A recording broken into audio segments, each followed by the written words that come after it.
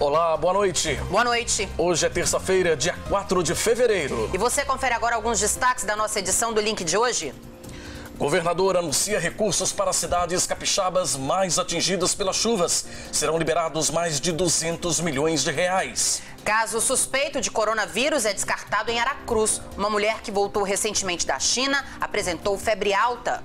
Moradores do Morro do Moscoso passam por momentos de terror em Vitória. Um intenso tiroteio na noite passada assustou a comunidade. Em Linhares, um homem condenado pela justiça é preso no momento em que ia tomar posse como servidor público. E aqui no estúdio tem entrevista ao vivo com o prefeito da Serra, Aldifas Barcelos. E ainda as notícias de outras regiões do estado nesta terça-feira. O Link Espírito Santo já está no ar.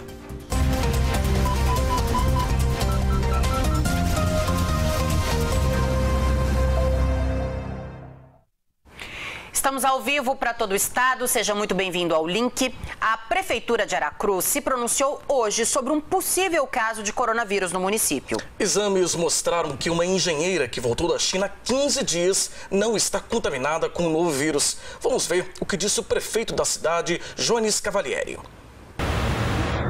Nessa madrugada, do dia 4 de fevereiro, deu entrada no Hospital São Camilo um paciente com sintomas de gripe. Mas por ele ter chegado da região onde predomina esse vírus, o coronavírus, o médico preferiu, por precaução, colocá-la em isolamento. E assim que o dia amanheceu, entramos em contato com a Vigilância Sanitária do município e do estado, que de imediato se dirigiram a Aracruz e constataram que não há suspeita, é simplesmente uma gripe. Então não há suspeita de coronavírus nesse paciente em Aracruz, portanto o estado continua sem nenhum caso de suspeita. A Secretaria de Estado da Saúde disse em nota que a equipe do Centro de Operações Estratégicas esteve em Aracruz na manhã desta terça-feira para analisar o caso, conforme os protocolos definidos no Plano Estadual de Enfrentamento e Controle do Novo Coronavírus. Após a avaliação, a equipe concluiu que os critérios atuais para a inclusão como suspeito não foram preenchidos e, portanto, o caso foi descartado. Pois é, mas em todo o mundo, 427 pessoas já morreram por causa do coronavírus e mais de 20.700 já foram contaminadas. E a gente quer saber a sua opinião. Você acha que o coronavírus pode chegar ao Espírito Santo? Você tem essa preocupação? Pois é, na sua opinião, as medidas que estão sendo adotadas são suficientes, para mudar, para bloquear aí a chegada, evitar a chegada do vírus aqui no estado? Mande pra gente a sua opinião pelo nosso WhatsApp. O DDD é 27 e o número 99927-6943. 99927-6943. Se preferir, posicione a câmera do seu celular ou leitor de QR Code nesse código que aparece aí no cantinho do vídeo. Aí é só enviar o seu comentário pra gente. Ainda hoje nós queremos ler a sua participação ao vivo aqui no Jornal. O governador Renato Casagrande anunciou hoje recursos para cidades mais atingidas pelas chuvas. Foram liberados mais de 200 milhões de reais. Mas esse dinheiro ainda é muito pouco diante do que o estado precisa para reconstruir tudo que as chuvas destruíram. O governo anunciou hoje o repasse da verba de 214 milhões de reais dos cofres do estado para a reconstrução das cidades atingidas pelas chuvas. Já liberamos 100 milhões de reais, que é um valor para reconstrução nos 22 municípios afetados, que decretaram situação de emergência ou calamidade. Estamos liberando 72 milhões de reais do Fundo Cidades para a gente repassar aos municípios, ou para obra de reconstrução ou obra de prevenção. Isso vai para quase todos os municípios do estado.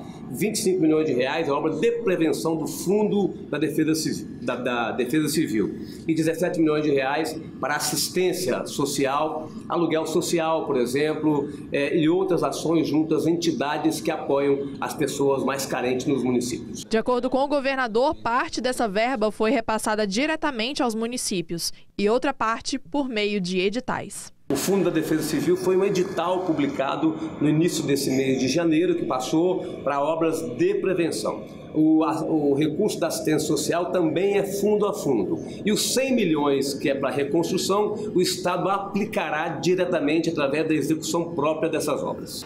Mas esse valor não chega nem à metade do estimado para a recuperação dos municípios afetados pelas chuvas. De acordo com a Defesa Civil Estadual, são necessários mais de 666 R$1,6 milhões para recuperar os prejuízos em 39 municípios capixabas. E para conseguir esse valor, o governo do estado conta com a ajuda do governo federal.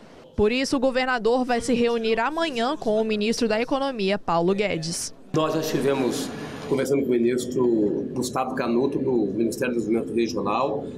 Vamos conversar nesta quarta-feira com o ministro Paulo Guedes, da Economia.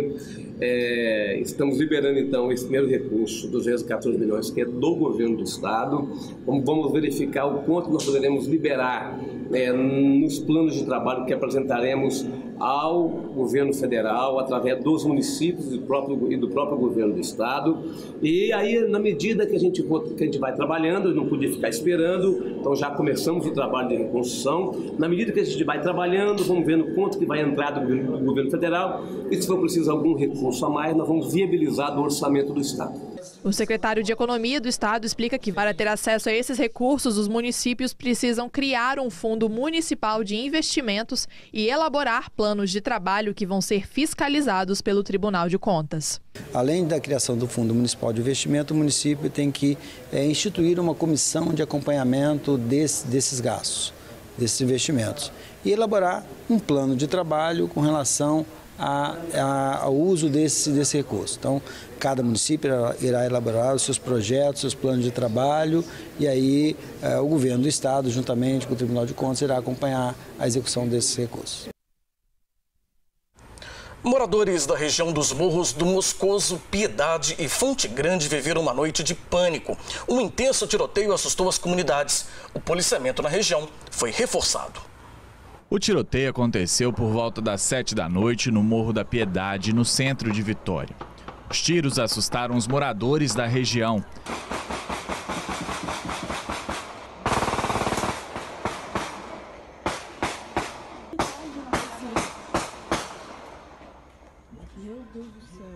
Diversas cápsulas de grosso calibre foram encontradas após o tiroteio.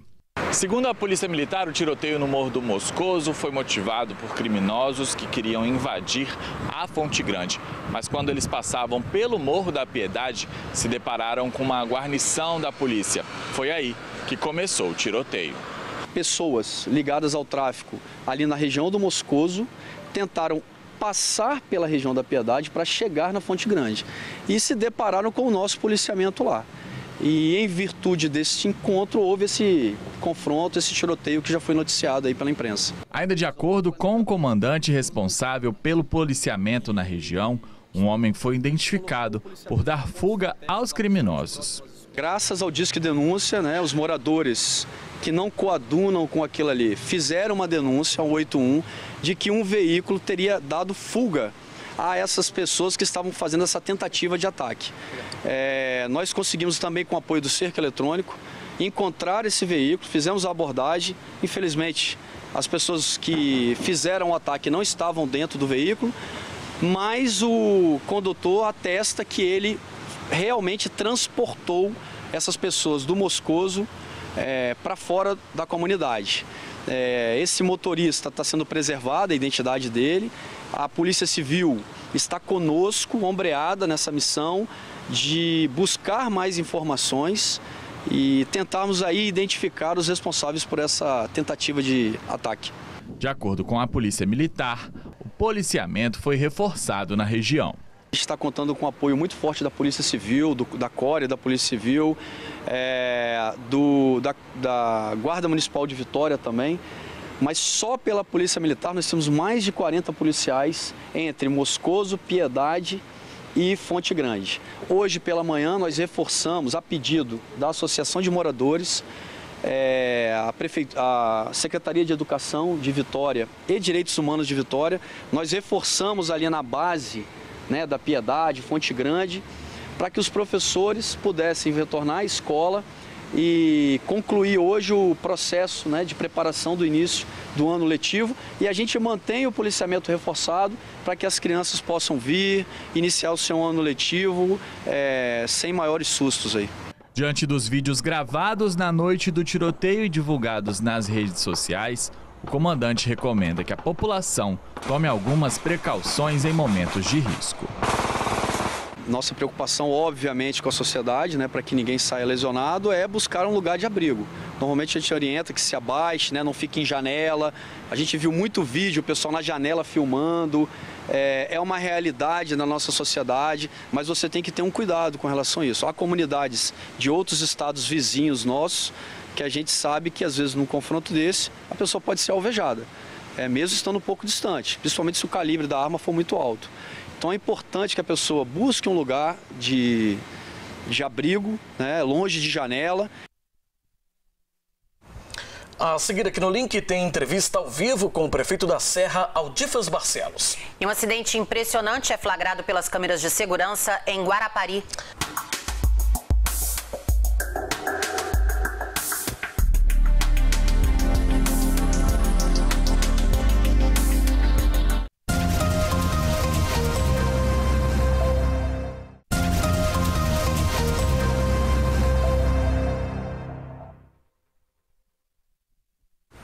Estamos de volta com o link. Câmeras de segurança flagraram na manhã de hoje um grave acidente na Praia do Morro, em Guarapari. As imagens são impressionantes. Olha só. A moto seguia na preferencial quando o carro avança e acerta o motociclista com tudo no cruzamento. O motociclista rodopia algumas vezes no ar e cai com tudo também na calçada. Depois da batida, o carro ainda bate em outro veículo que estava estacionado. Olha só mais uma vez. O motociclista teve fratura na perna, na bacia e ferimentos na cabeça e foi levado para o hospital. Segundo a polícia, o motorista do carro estava embriagado e com o documento do veículo vencido. Ele teve ferimentos leves e foi encaminhado para a delegacia regional lá de Guarapari.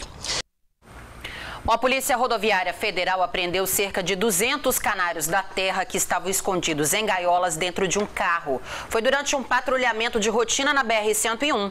O motorista disse aos policiais que comprou cada pássaro por R$10 em Belo Horizonte e venderia as aves na feira de Aribiri, em Vila Velha. A outra parte já estaria encomendada por compradores via rede social.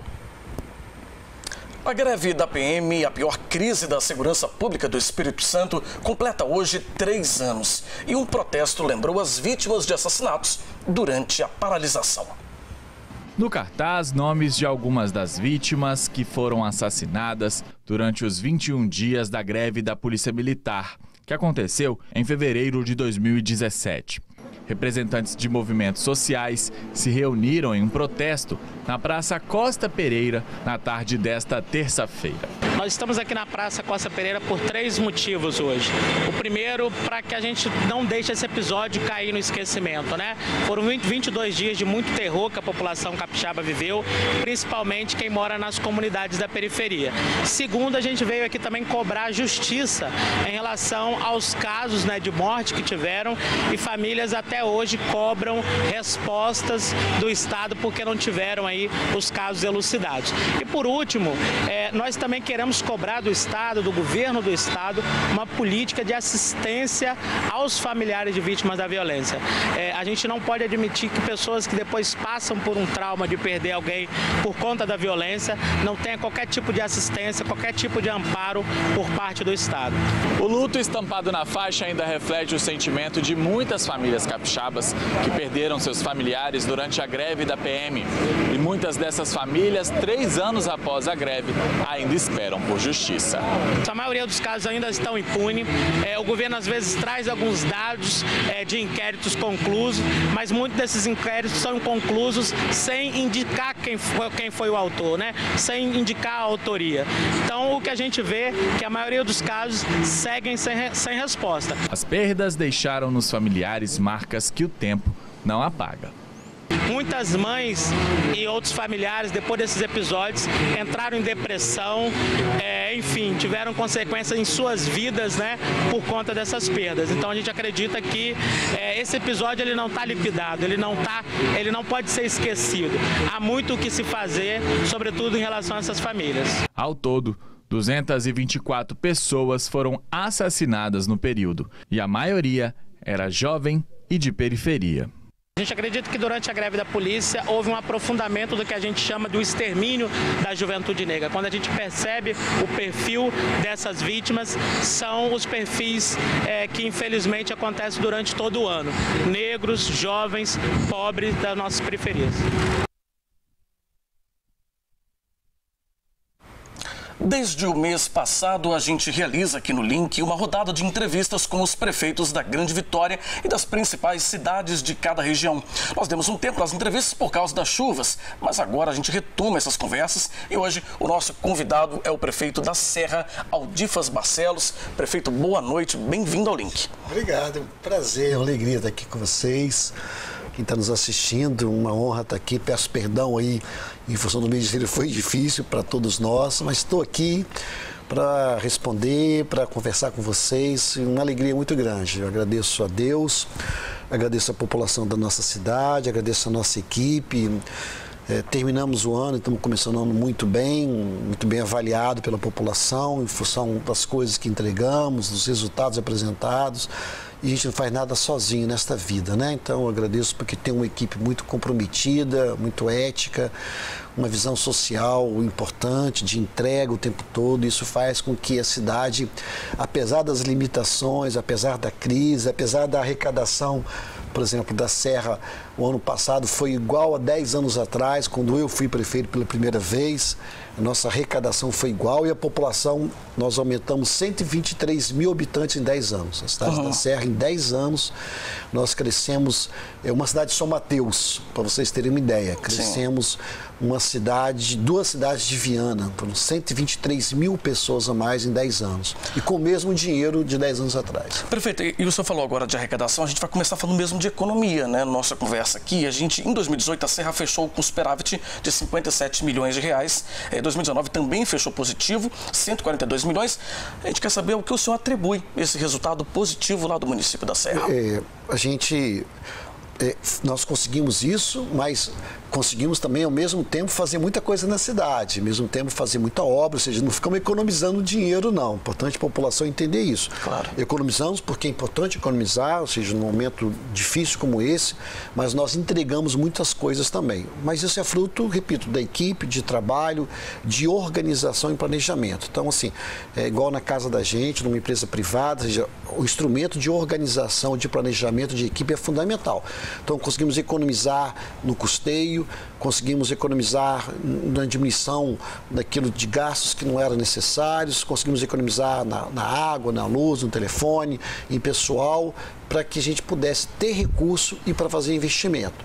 Conseguimos também captar recurso, ou seja, tem que ter iniciativa, ou seja, a gente tem que sair do quadrado. Sempre falo com a equipe o seguinte, não dá porque está difícil e vamos ficar esperando, não, ou seja, fazer projetos, é fundamental isso, fazer muitos projetos no setor público e pegar esses projetos, ir para Brasília, pegar esses projetos, ir para o BNDES, ir para bancos oficiais, mostrar que são bons projetos e conseguir recursos para fazer investimento e ainda ao mesmo tempo sobrar algum recurso. Prefeito, também é importante atrair investimentos, atrair aí novas indústrias, novas empresas. O que a Prefeitura da Serra tem feito para tentar atrair esses empresários para a cidade?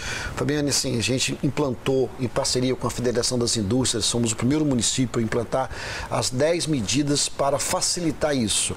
São basicamente para diminuir a burocracia do setor público, ou seja, não é fácil, seja de um pequeno empresário, seja de um grande, ele entrar, né, na prefeitura, fazer as coisas de forma legal, que tem que ser feito, e a burocracia demora demais, ou seja, então a questão da diminuição da burocracia, ela é fundamental.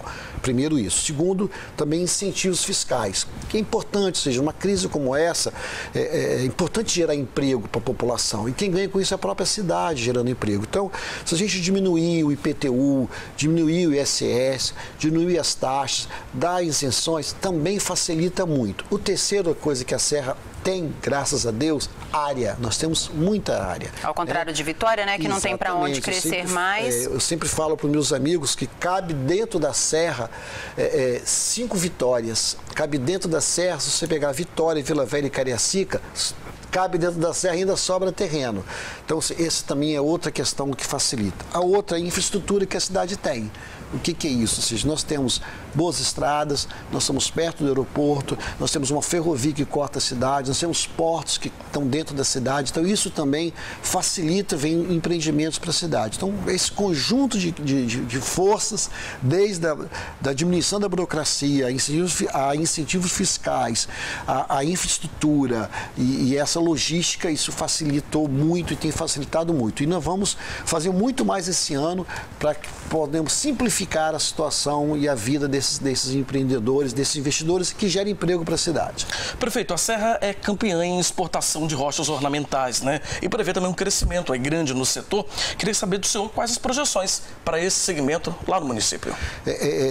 A Serra, apesar de nós não produzirmos rochas que nem produz o norte e o sul, mas hoje o maior número de empresas do setor estão na cidade da Serra, né? Mas fruto disso, nós não temos a produção, mas nós temos a logística, nós temos as facilidades do ponto de vista de estar próximo de portos, de aeroportos, nós temos algum apoio do ponto de vista financeiro, nós temos terreno, nós temos área e a localização da cidade. Então, isso facilita muito para que esse setor vá para a cidade e, repito, é onde o maior número de empresas desse setor estão localizadas na cidade da Serra. Prefeito, um projeto importante do senhor é o Polo de Inovação Tecnológica da Serra. Como é que está o andamento do polo hoje? Nós já implantamos, não é que vai implantar, nós implantamos no ano passado, pega uma área enorme, né? Você tem uma ideia ali na área do Civit, chegando na S010, nós estamos agora, isso é feito como, né? Incentivo, né?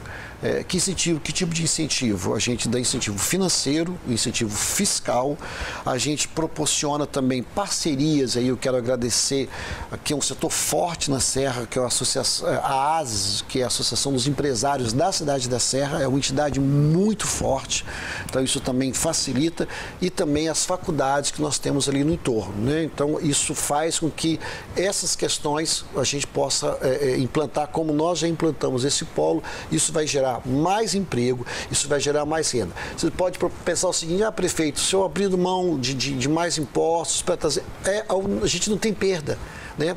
Atrai mais, né? Isso vai ser muito bom porque gera mais emprego, isso qualifica a nossa mão de obra, isso faz com que também setores novos, que a gente tem que pensar nisso, ou seja, a gente tem que pensar o que vai acontecer com a cidade. É o futuro, né? Tecnologia e inovação. Daqui a 30 anos, daqui a 50 anos. E é papel meu mesmo, nosso, mesmo que não esteja daqui a 50 anos, daqui a 30 anos, né?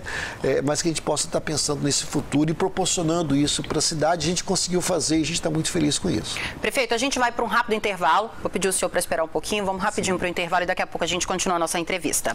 E você vai ver ainda também que as inscrições do processo seletivo do programa Nossa Bolsa, com essas notas do Enem para oferecer bolsas em faculdades particulares, vai começar amanhã aqui no estado.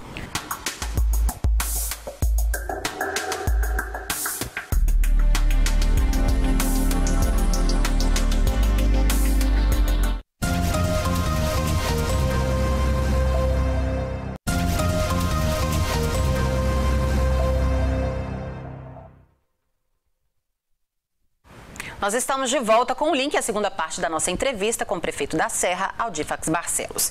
Prefeito, vamos falar de saúde? Hospital Materno Infantil, como estão as obras? Quando é que o senhor deve entregar essa obra? Essa é uma das obras mais importantes, não só da cidade, mas vai impactar a Grande Vitória e o estado do Espírito Santo. Para você ter uma ideia, ou seja, eu sempre falo isso, o Hospital Infantil de Vitória ele tem menos de 100 leitos. Isso que nós vamos estar entregando são 135 leitos. O tamanho que significa isso, uma obra enorme. A gente pretende, isso é um investimento importante, a gente entende que saúde é fundamental. Entregamos agora mais uma UPA, agora em novembro, a maior UPA do Espírito Santo. 3 UPAs a cidade da Serra hoje tem. Em nenhum lugar do Espírito Santo, em nenhuma cidade do Brasil do tamanho da Serra tem 3 UPAs. A Serra tem 3, maravilhosa, diga-se de passagem. E o Hospital Infantil a gente pretende entregar entre maio e junho. É uma obra, repito, que vai atender toda a população da Serra, da Grande Vitória, do estado, eu até acredito até fora do estado. Então, assim, que vai gerar ponto de vista não só para as nossas crianças, mas para as mães que vão ter também maternidade, a metade vai ser de espaço maternidade e a outra metade são 136 leitos, para vocês terem uma ideia. Então, assim, eu acredito que em junho a gente está entregando isso, uma obra, repito, junto com a UPA, com a Serra tendo 3 UPAs, e esse hospital, eu acredito que nós vamos ser uma referência no campo de saúde para o Espírito Santo, não só para a cidade da Serra. Então, muito feliz em poder entregar essa obra, como a gente entregou, repito, a UPA, vai dar um impacto muito positivo na saúde da cidade e fora da cidade também.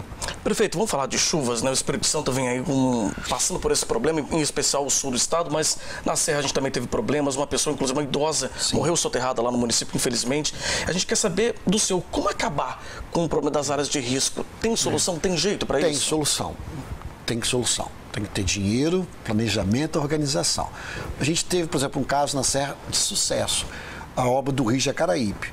Uma obra enorme que nós fizemos, era um lugar constantemente que dava enchente, nós aprofundamos o rio, né? Para vocês terem ideia, o rio só tinha 5 metros, hoje tem mais de 15.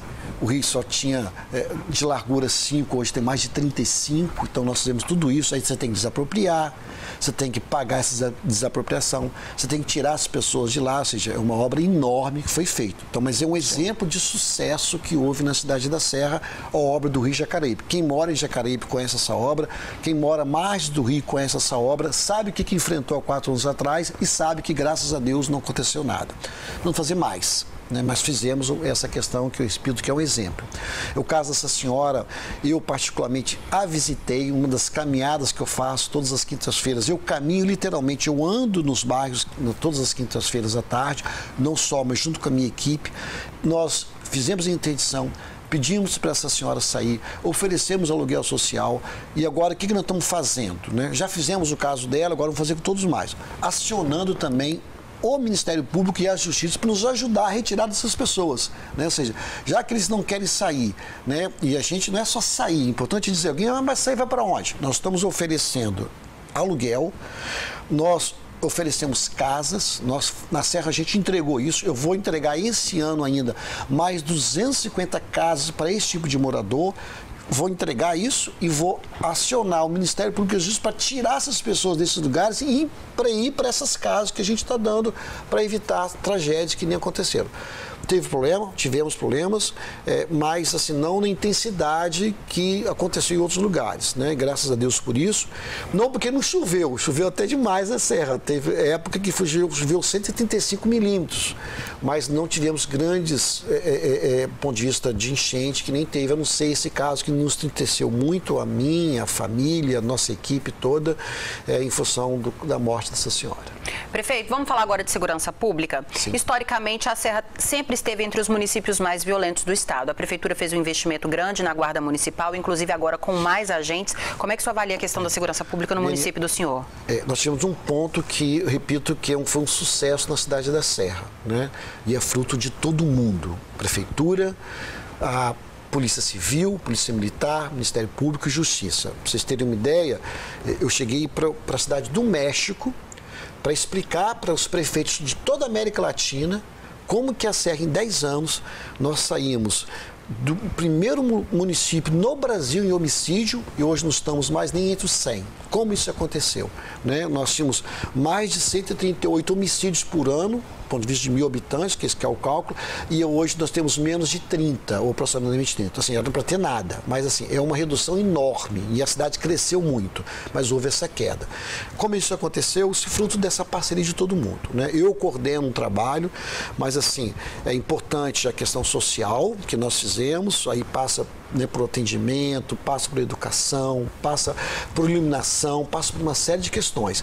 Mas, assim, a diminuição da impunidade foi fundamental para isso. Ou seja, por exemplo, na Delegacia de Homicídio da Serra, é pouco provável no Brasil, Fabiano, pouco provável no Brasil, de que tem mais de 70% de apuração dos crimes. Geralmente no Brasil é 10%, na Serra é mais de 70%.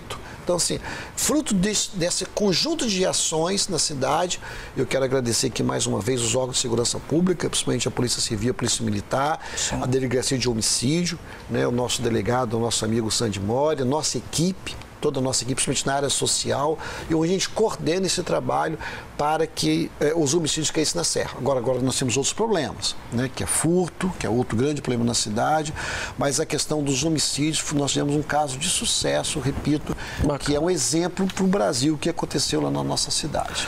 Prefeito, o município da Serra, assim como tantas outras grandes cidades do Espírito Santo do país, né, ela também tem problemas que são históricos também.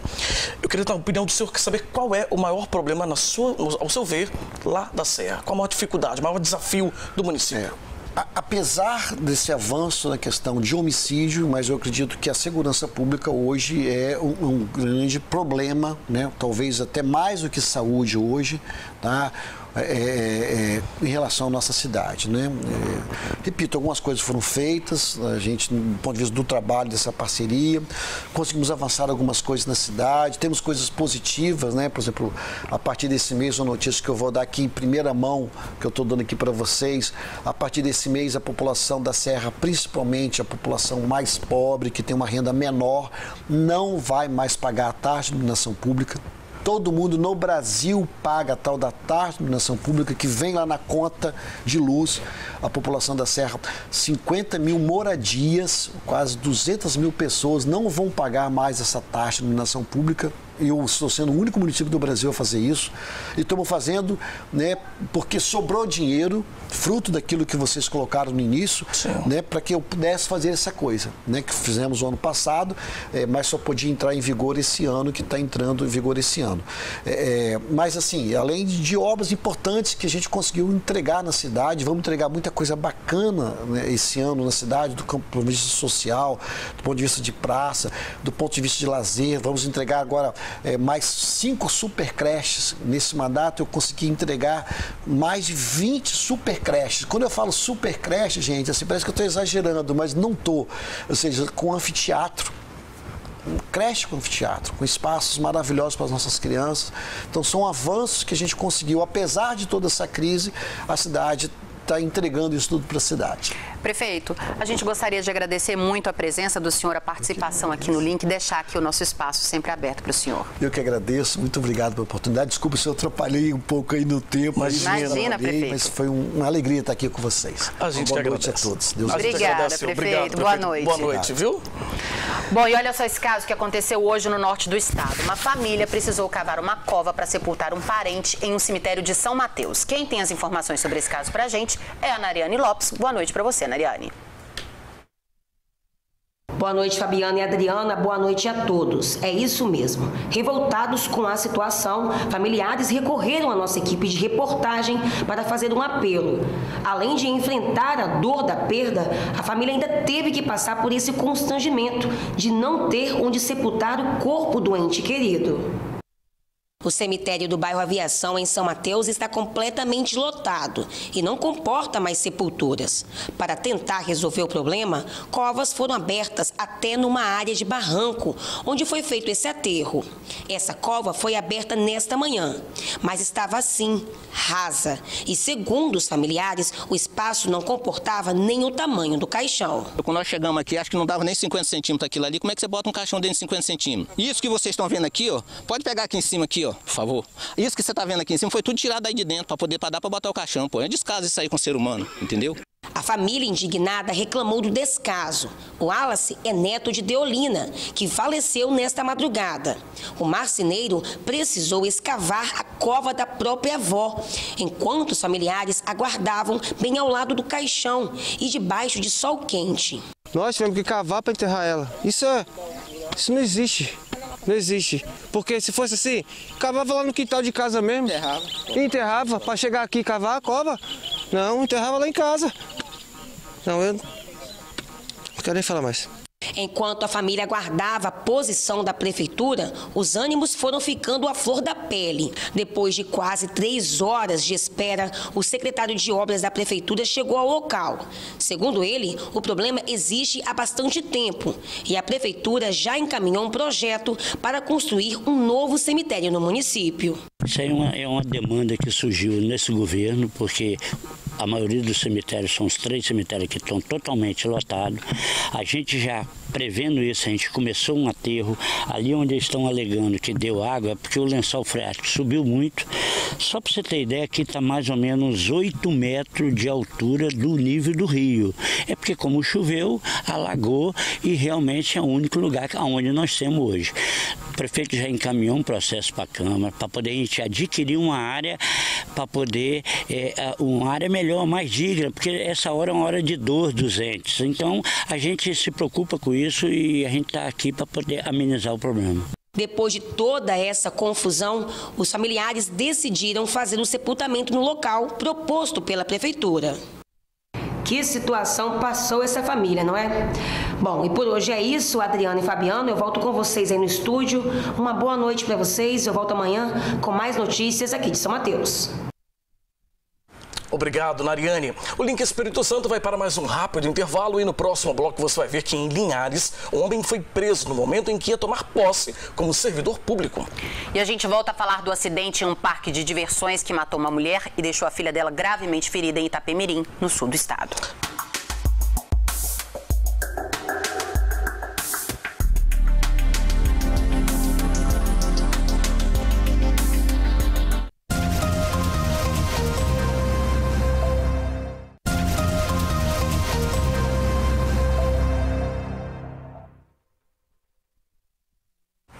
Saiu do coma e já responde a estímulos o capixaba Luiz Felipe Teles, que está internado em Minas com suspeita de intoxicação por dietilenoglicol.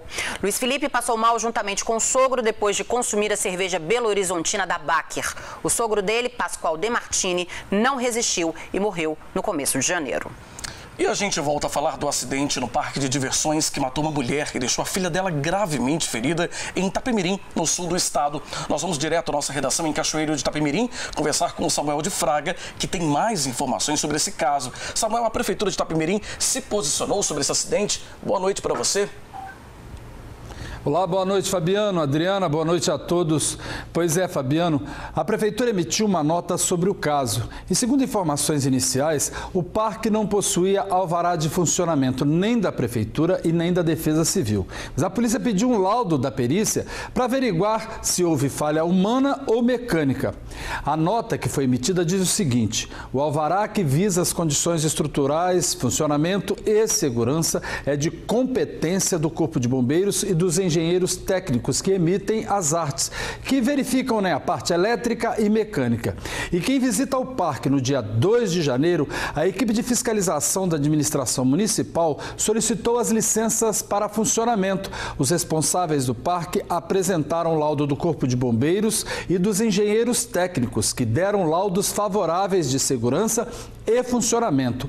A nota diz ainda que vale ressaltar que o alvará do município é para fins tributários e que qualquer informação sobre a estrutura do parque ter condições de funcionamento e segurança, quem poderá responder é o Corpo de Bombeiros e os engenheiros. O proprietário do parque e o funcionário responsável pelo brinquedo foram presos. O funcionário que operava o brinquedo admitiu para a polícia que bebeu antes de trabalhar. A professora Miriam de Oliveira, de 38 anos, morreu no último sábado depois de ser arremessada por esse brinquedo em um parque de diversões no município de Itapemirim. A filha dela também ficou ferida e segue internada na UTI do Hospital Infantil aqui de Cachoeiro. Bom, e em Castelo, câmeras de segurança de um supermercado registraram o momento em que o estabelecimento foi furtado por criminosos. O crime aconteceu no final de semana, mas só hoje as imagens foram divulgadas. No primeiro vídeo, no dia 31, é possível ver os 3 criminosos de bermuda entrando no estabelecimento com o rosto coberto e levando bebidas. Na madrugada de domingo, os criminosos retornam e furtam mais mercadorias. Segundo a proprietária, os bandidos entraram por uma das portas da frente que estava com vidro quebrado por causa da enchente, que chegou a 2 metros dentro do estabelecimento. Segundo ela, foram furtadas bebidas de diversas marcas e o prejuízo passa de R$ 1.000. Bem, a proprietária registrou ocorrência na delegacia de Castelo e todas as informações foram repassadas para a Polícia Civil. Imagens da câmera de segurança estão sendo analisadas e qualquer informação sobre a localização dos criminosos pode ser feita por meio do Disque Denúncia 181, não é preciso se identificar. Vamos mudar de assunto porque hoje, dia 4 de fevereiro, é comemorado o Dia Mundial do Câncer, uma das doenças que mais mata em todo o mundo. E esse ano a campanha tem foco na prevenção. A dona Heloísa Helena tem 49 anos. Está fazendo um tratamento há 4 meses, quando descobriu um câncer de mama através de um exame da campanha Outubro Rosa. Tem gente que acha que é o fim do mundo, mas não é. Que a gente tem que ir em frente e não pode desistir. Dona Luciara também descobriu câncer de mama em um exame de rotina e ela está fazendo tratamento há 3 anos. Na família dela, outras pessoas também já tiveram a doença. Falei, nossa, eu também, além da minha sobrinha, agora eu também. Eu não me vejo morrer dessa doença, não. Entendeu? Eu não me vejo morrer, eu quero viver muito, já caiu no cabelinho, já nasceu. No setor de oncologia deste hospital, que é referência no tratamento de câncer no sul do estado, 1.229 pacientes fazem quimioterapia e 70 estão na radioterapia. A doença é uma das que mais mata em todo o mundo. O câncer, infelizmente, tem aumentado muito a sua incidência e a gente tem visto um aumento da sua mortalidade. Então, acredite-se que a partir de 2030, a Organização Mundial de Saúde acredita que vai passar as doenças cardiovasculares em causa de morte. Segundo a especialista, o câncer de mama nas mulheres e o de próstata nos homens são os mais comuns, mas o com maior incidência de mortes é o de pulmão. Mas a gente também tem uma incidência muito grande de câncer de colo retal, de estômago, de colo de útero, que é uma coisa que nos preocupa, que existe hoje em dia vacinas que a gente espera que vá evitar que surja o câncer de colo de útero no futuro. E o que mais mata é o câncer de pulmão, que a gente tem que combater o tabagismo, que é um dos principais fatores do surgimento do câncer de pulmão, e ele é o de maior letalidade. Em 2020, o Dia Mundial do Câncer completa 20 anos. Estima-se que mais de 7 milhões de pessoas no planeta morrem em decorrência da doença a cada ano. Dessas, 4 milhões têm entre 30 e 69 anos. Eu sou, eu vou. Esse é o tema da campanha desse ano, que trabalha a prevenção. A ideia é mostrar o que cada um pode fazer para evitar uma das doenças que mais mata em todo o mundo. Eu vou fazer alguma coisa pela minha saúde, eu vou fazer uma mudança no meu hábito de vida, eu vou fazer atividade física, eu vou fazer uma alimentação saudável, eu vou parar de fumar. Isso tudo é importante. Nós mesmos temos que fazer mudanças para a gente prevenir o surgimento de doenças e o câncer é uma delas. A especialista explica que se a doença for diagnosticada precocemente, ela tem grandes chances de cura. Então a gente tem lutado pelo diagnóstico precoce, tendo acesso a exames diagnósticos, biópsias, para poder agilizar. Quanto mais cedo a pessoa chega para ser tratada, menor vai ser a quantidade de tratamento e maior vai ser a chance de cura. Então a gente tem esse gargalo, tem uma lei aprovada há pouco tempo, que é a lei dos 30 dias, que rege justamente sobre essa demora que tem entre a suspeita e a confirmação diagnóstica. A gente tem que melhorar isso. Adriana, Fabiano, esses foram os destaques aqui do sul do estado. Eu volto amanhã com outras informações aqui da região sul. Uma boa noite para vocês e até lá. Obrigada, Samuel. Fabiano, vamos ler a mensagem aqui da Ana Marta de Vila Velha. Ela diz que não se preocupa com o coronavírus, que foi a nossa pergunta de hoje, porque ela acha que não chega aqui. Ela não é do tipo que sofre por antecedência, então ela está tranquila. A gente agradece todas as participações. Infelizmente o tempo está um pouquinho apertado, mas a gente agradece todo mundo que mandou mensagem participando da nossa enquete de hoje. Olha, em Linhares, no norte do estado, um homem condenado pela justiça foi preso, quando ele ia tomar posse como servidor público. Quem tem as informações para a gente é o Cláudio Alves. Boa noite para você, Cláudio. Olá, Fabiano. Boa noite para você, boa noite para a Adriana. Pois é, isso mesmo. Esse homem foi aprovado num processo seletivo realizado pelo Instituto Socioeducativo do Espírito Santo, o IASES, e para um contrato temporário quando acabou sendo preso.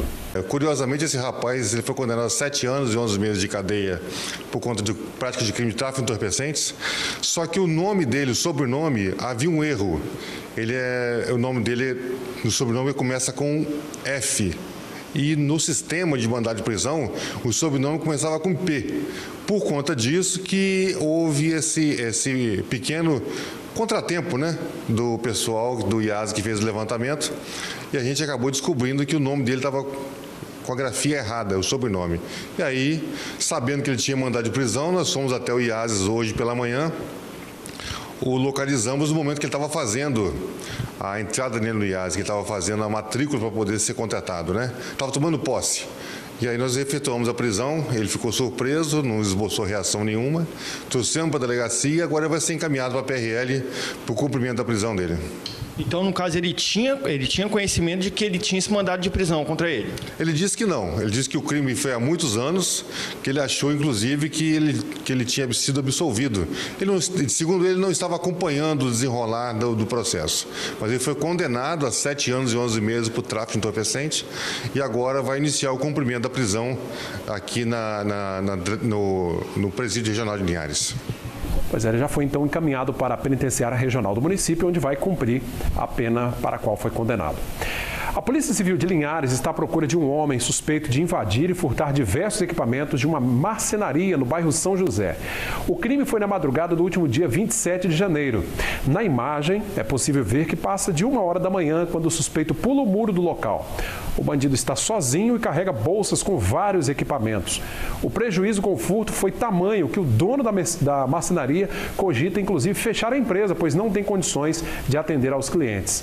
A Polícia Civil divulgou o vídeo pedindo ajuda da população para identificar o suspeito. Quem puder pode ligar para o Disque Denúncia 181, não é preciso nem se identificar. O 12º Batalhão da Polícia Militar de Linhares ganhou um novo equipamento que vai auxiliar nas operações contra o crime aqui na cidade de Linhares. Um drone com capacidade para captar movimentos pelo calor poderá ser usado, inclusive, à noite. A gente tem muito fortemente investido na questão de tentado trazer recursos tecnológicos, né? O drone é nessa linha.